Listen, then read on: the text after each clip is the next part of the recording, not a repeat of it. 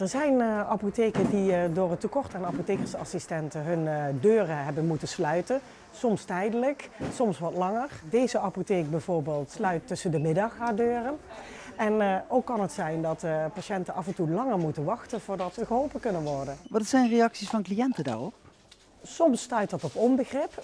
Mensen willen graag snel en vlot geholpen worden. Staan soms voor een gesloten deur voor een paar uur.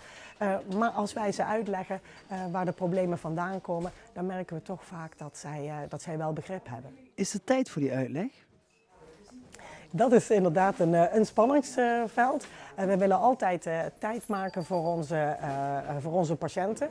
Daarom dat we ook zo efficiënt mogelijk onze apotheken proberen in te richten. Maar op sommige plekken komt dat in het gedrang. Slechte salariëring, hoge werkdruk, agressie in de apotheken en geneesmiddelentekorten.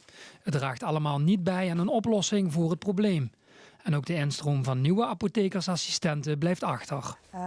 We zien een lagere instroom vanuit de school naar de apotheken komen. Maar we hebben ook te maken met vergrijzing in onze sector, waardoor dat tekort alleen maar groter gaat worden. Studenten stromen vaker uit, gaan in een andere sector werken of doorleren.